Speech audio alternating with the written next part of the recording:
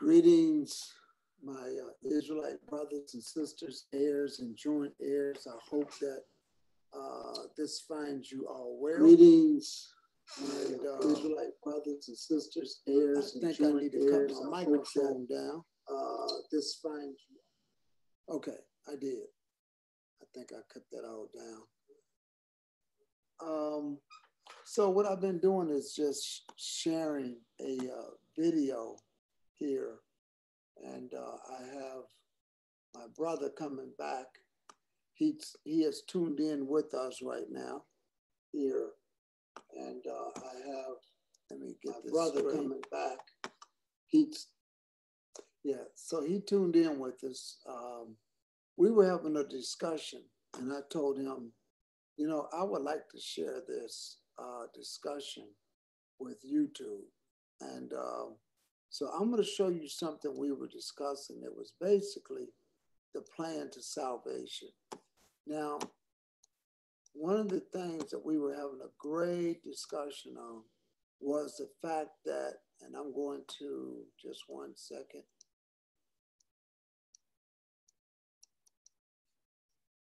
We were having a discussion on this plan to salvation.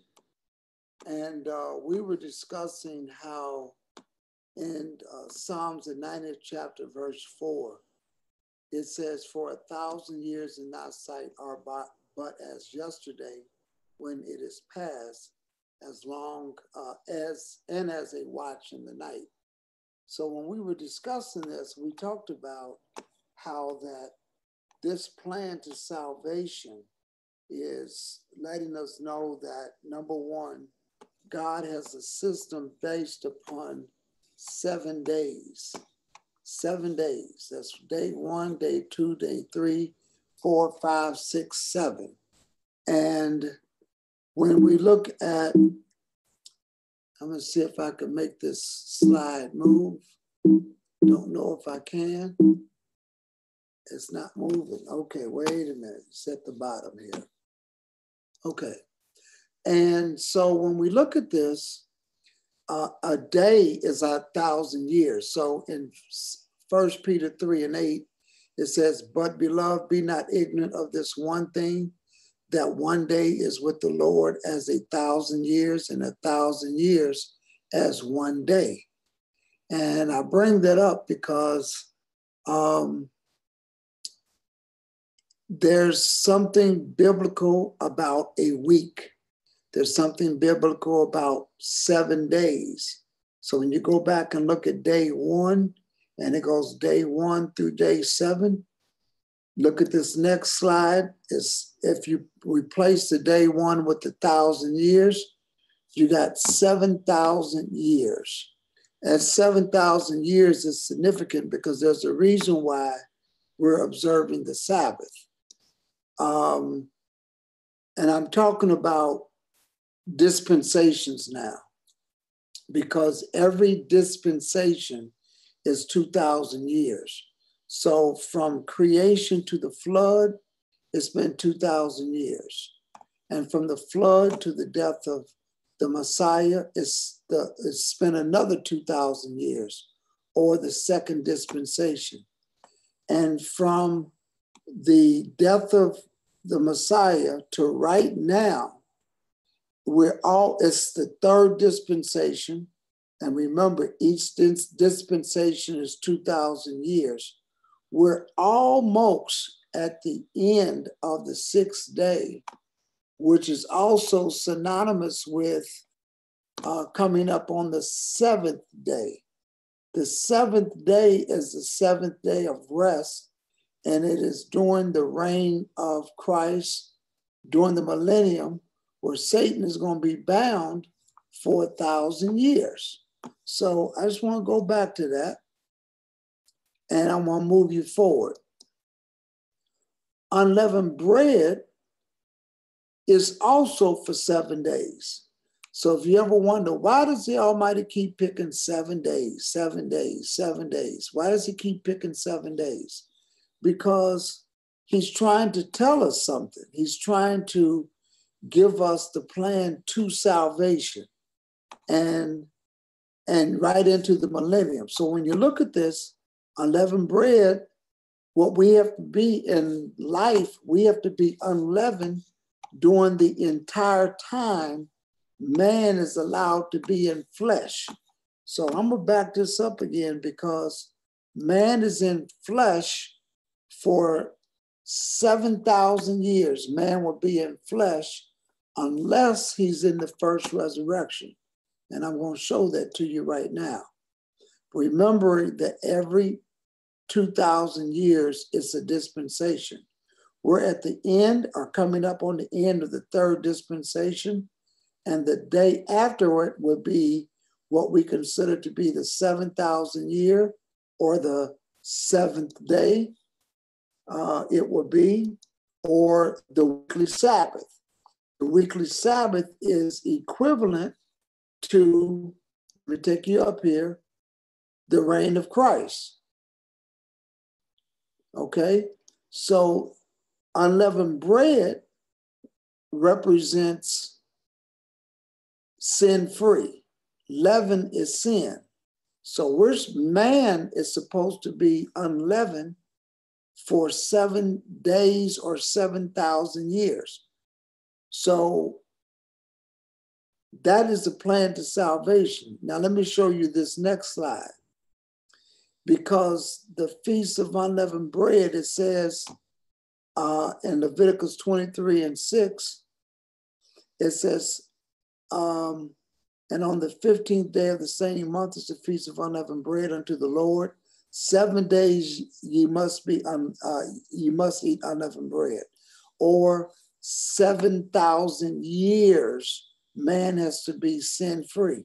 So when we celebrate Feast of Unleavened Bread, it's to commemorate, or to let us know, man has to be sin-free for the entire 7,000 years that he's in flesh. And so we go over to the 23rd chapter of Leviticus, verse 34, speaking to the children of Israel, saying, the 15th day of this 7th month. Over in the 6th verse is talking about the first month. But over here in the 34th verse is talking about the 7th month. Okay, I want to pull that out so you can see that even the Feast of Tabernacles is a sign to let us know that we're going to be, these are houses I have here. This is a temporary structure. Man is going to be in the flesh, which is a temporary structure for 7,000 years. Man will be in flesh. But let me show you this next point. The next point I want to show you is the first resurrection takes place at the end of the 6th day, starting the 7th day. That's the first resurrection. First resurrection. Because during the first resurrection, this is when the Messiah is going to be coming down from the sky. Okay? Look at Leviticus, the 23rd chapter, verse 42. Ye shall dwell in booths 7 days. All that are Israelites born shall dwell in booths. This is another sign. It's telling us that we got to dwell in a temporary structure or a temporary body for 7 days, unless we're part of the first resurrection. If we're part of that first resurrection, we don't have to worry about that, because we're going to become spirit. Remember, the dead in Christ shall rise first. Those of us that remain shall be caught meeting in the air. Now, that is the time frame of this, is when Christ is descending. Remember in Acts, it says, ye men of Galilee, why stand ye here gazing?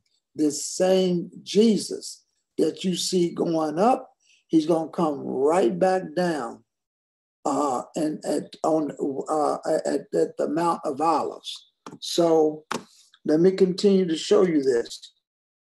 The second resurrection is at the end of the 7,000 years. That's the second resurrection. That's the great white throne judgment. that's also the time period when Satan is loose, because during the first resurrection, all during this kingdom of Christ, and during this whole time period, Satan is bound for 1,000 years. But remember, Revelation says when the 1,000 years are expired, Satan's going to be loose for a little season. Then he and those that he convinced to try to come up against the kingdom are going to be consumed in the fire. But then you're going to have the second resurrection, or what we consider to be the great white throne judgment. Now, the 8th day signifies the coming of the Father. Remember, the 7th day is the kingdom of Christ on earth. But the 8th day is when, over in Corinthians, the Messiah gives a perfect kingdom to the Father after he has made the last enemy his footstool. And the last enemy that is his footstool is death. So remember, Satan and everybody else are going to be cast into the lake, and death. Death will no longer exist, because during that great white throne judgment, that's when everybody will be judged out of the books. And then you come into the 8th day. This is why the Feast of Tabernacles, it tells us, let me go back over here to the Feast of Tabernacles. It says, verse 42, you should dwell in booths 7 days. Look at verse 43, that all your generations may know that I made the children of Israel to dwell in booths when I brought them out of the land of Egypt.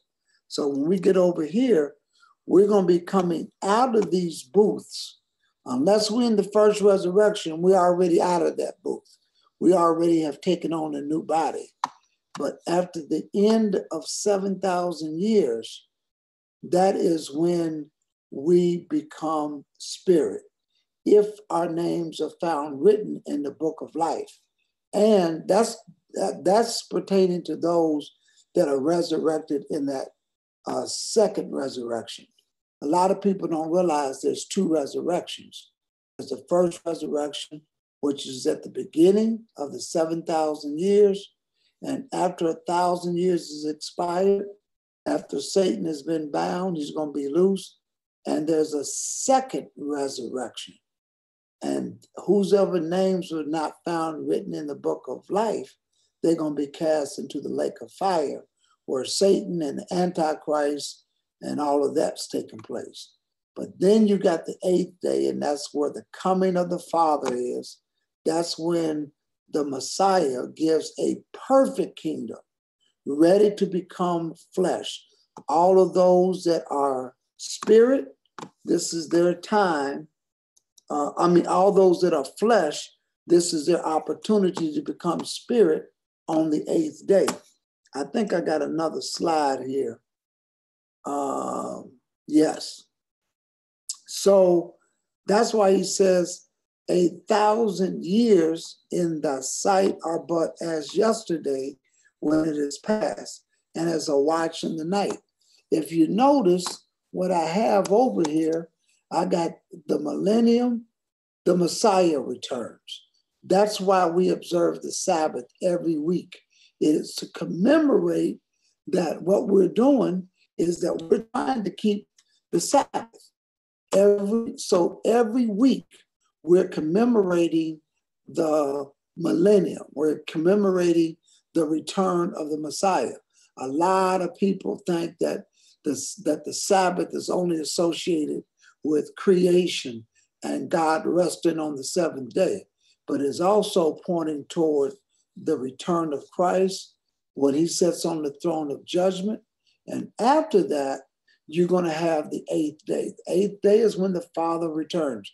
Now, I got my brother there. I want him to look at, I got here that the 8th day is, notice that it's the morrow after the Sabbath. The 8th day is always the morrow after the Sabbath.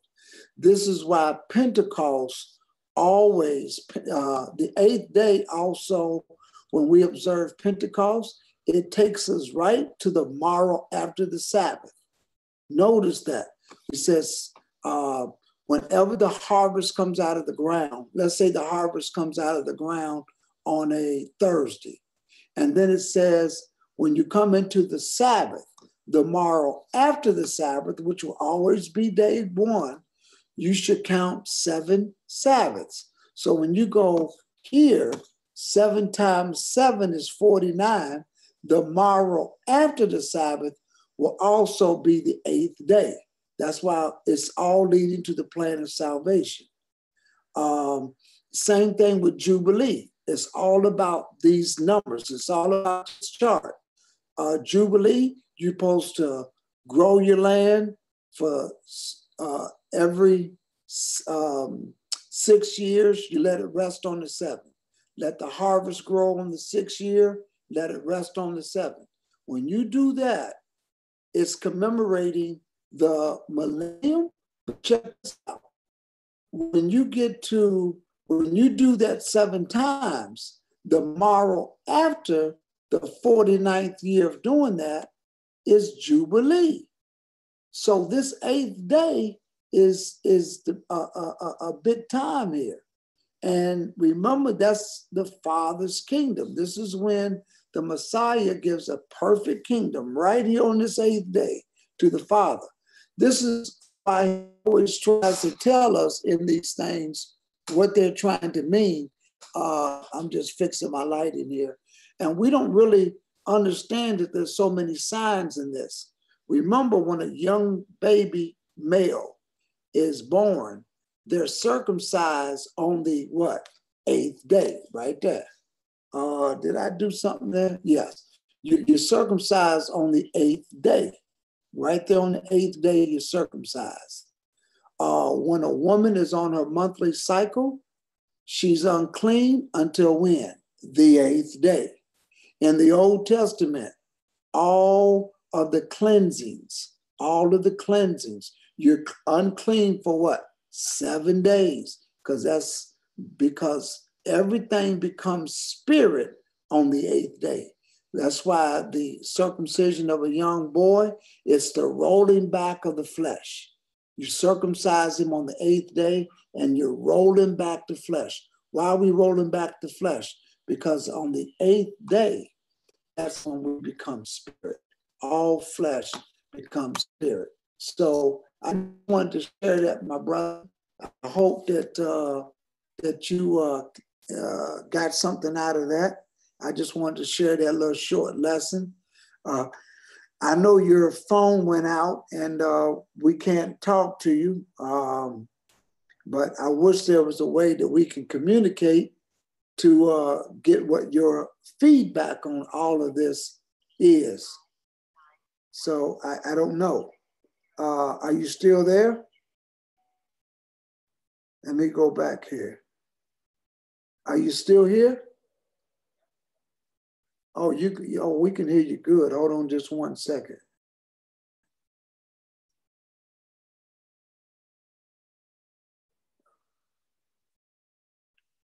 Okay, can you talk? Yeah, I come through okay? Yeah.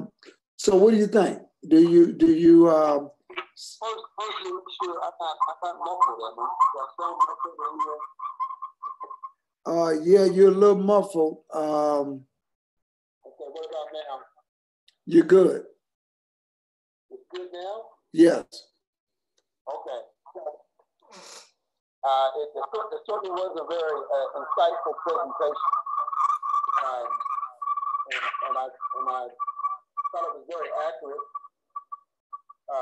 But the seven, as you know, and those who may be listening know, 7 is completion. 7 is completion.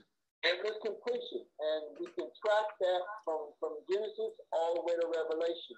7 days of creation is complete. You look at Jericho. They marched around the wall 7 times. You know what I'm saying? Samson had 7 locks. So God is always pointing that seven has a completion of perfection. And the eighth day, and I think somebody mentioned this, is dealing with the new beginning. So I think the presentation was well. Certainly God has a plan and a purpose for man and the earth, and he's laid it out through those seven. So really, I think you did really well. That's about it, really. I mean, all I can add to it. Okay. Let me get my. Say that again. What is it to repeat? Well, I wanna fix my microphone here because I have. Good. I want to make sure that we heard you okay. So you were saying about the 7 completion. Go ahead and say that again. Okay. So we understand that from the beginning, God had a plan of salvation from the very beginning. He knows everything. He laid everything out as a 7-day plan and an 8th day of new beginning. Okay, can you mute your computer? Just mute your computer. Okay, what about now? Is it all good? Yes, all good. Okay. Okay, so we're saying is that God had a plan. He laid it all out, and the feast days, there are 7 feast days, and they are inclusive in a way, but they lay out that complete plan of salvation for man and the earth, for the redemption of both man and the earth. And the center of that plan is the Messiah, Yeshua, Jesus. He's the center. Everything revolves around him. Okay. So, yeah, and I'm looking at your diagram, and it's put together very well. You used a scripture in Psalms, and you went to 1 Peter 3 and 8, and that solidifies that one day with the Lord is 1,000 years, and that God has a 7,000-year plan, and that 7th day, that the Sabbath, points to a rest for the people of God. The one thing that God wants us to know that we may be laboring now, we may be suffering now, we may be in a warfare, spiritual warfare now, but that 7th day, that 1,000 years, there is a rest to us. And so, just as Solomon, if you look at Solomon's reign as a type, Solomon's reign was a type of the reign of the Messiah. Solomon had peace, he had rest, and he had prosperity. And this is the theme of tabernacles. You look at tabernacles, that last feast day in the fall feast, the theme points to prosperity, rest, and peace for the people of God. So it's a beautiful plan, and God laid it out, and he has graciously unveiled his plan, his purpose to us in these last days, so that we can make preparation for the return of the Messiah. Absolutely, absolutely. And that's why, I call Leviticus the 23rd chapter the plan to salvation, because the 8th day, basically the 8th day, and I'm going to go back to that presentation there.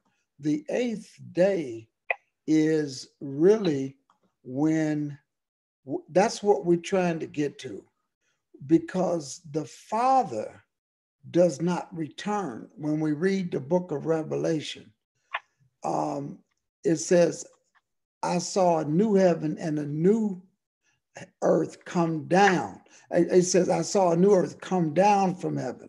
So that's when the Messiah gives the perfect kingdom to his father.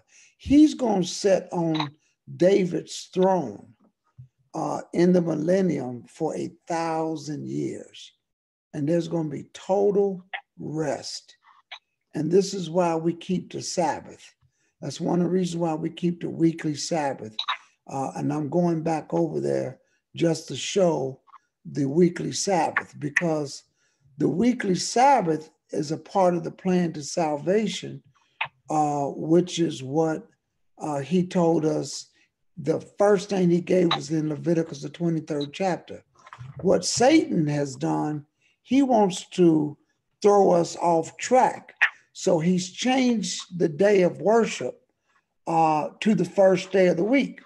First day of the week has nothing to do with the plan of salvation, which is going to get us into the millennium, which is during the reign of Christ. So Satan would give you the first day to throw you all off back. So this is one of the things that he has done to kind of throw us all off. So I tried to bring this presentation to show the importance of 7 and 8. It's the morrow. There's several things that's after the morrow, after the Sabbath. And I got to go to that real quick as we talking about it, because I got better audio on you now. And I apologize to those in YouTube that my brother's computer was not able to get audio. So we're creating this. I'm holding my phone up to the microphone. But I want you to look at this right here. On the 8th day, you got the 8th day feast. The 8th day feast during the Feast of Tabernacles, it says you're supposed to dwell in booths for 7 days. And then the morrow, and then it says, and on the 8th day, you're supposed to have a Sabbath. That 8th day is the morrow after the Sabbath. The Pentecost is the morrow after the Sabbath. Because remember, you should count 7 Sabbaths and the morrow after the 7th Sabbath. Jubilee is 49 years. When you have 7 sabbatical years, the morrow after the 49th year is the 50th year. And then that's when the Father's kingdom comes. A young boy, when he's born, has to be circumcised on the 8th day. A woman is unclean during her monthly cycle until the 8th day. Every cleansing that takes place in Leviticus, the 23rd chapter, you're unclean for 7 days. It's the morrow after the 7th day do you become clean. So all of this is significant to me, leading to the plan of salvation. And remember, we're not saved until we're born again. And we're not born again until we become spirit. Baptism is the process that leads to be born again. Born again is when this body is no longer flesh, but it becomes spirit.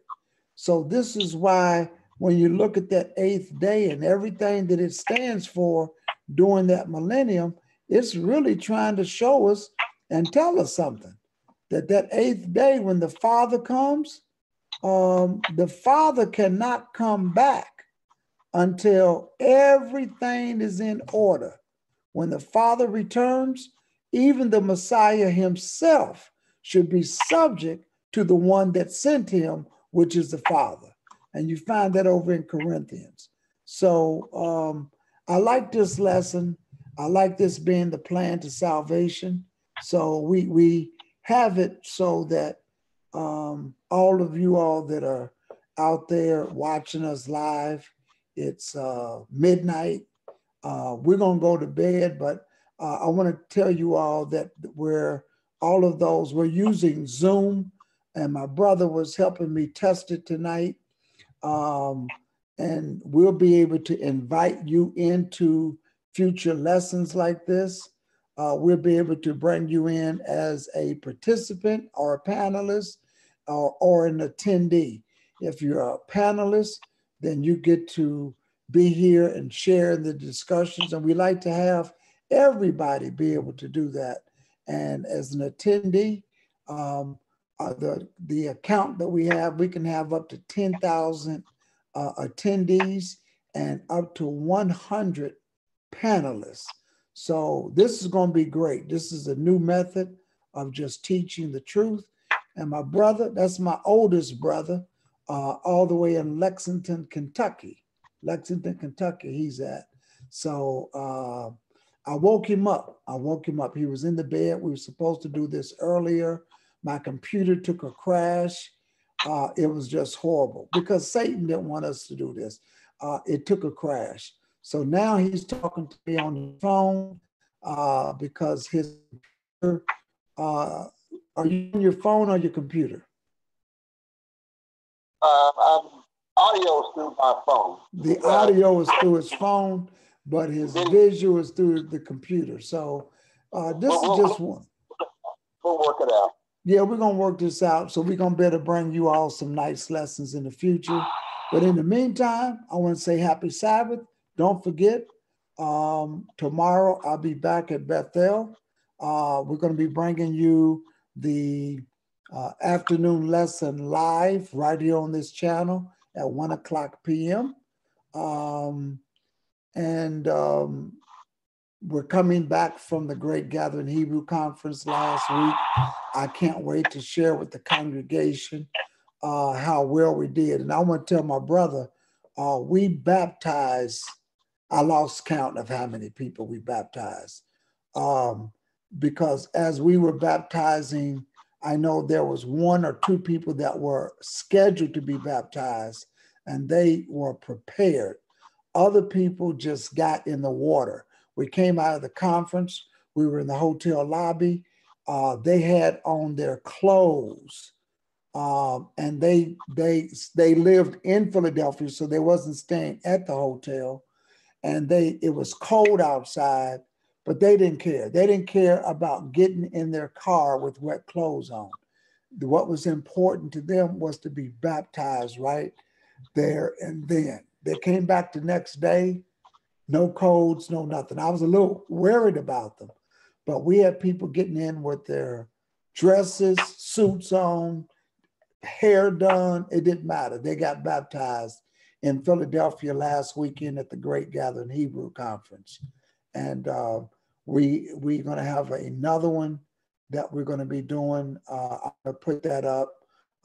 We did another interview announcing where the next one is going to be at. So, my brother, I know I woke you up, but good night. All right. And just as a point of reference, hopefully I can do a little more teaching. I can do some teaching on the mystery of God, the mystery of Christ, the acceptable year of the Lord, and what Christ meant when he said, "It is finished." Those are just a few of the things. Another one I'm working on is, what does it mean to be sealed by God? So I've got a number of lessons, really good. If you are listening on the sound of my voice, I'm talking about really enlightening you and showing you the scriptures like never before. Great. So we can bring you back as a panelist, and you can bring these lessons to us. Those of you that are helping us as subscribers, please like this video. Please share this video. Go to Patreon. We thank you for your support. Look for me under Pastor Johnson. Your monthly assistance will help us continue to do this. And we're going to be doing a lot of this. So thank you for your support. And don't forget, tomorrow, tune in right here on this channel at 1 o'clock for the Sabbath message. My brother, peace, and we'll talk soon. Peace. Happy Sabbath. Happy Sabbath. God bless.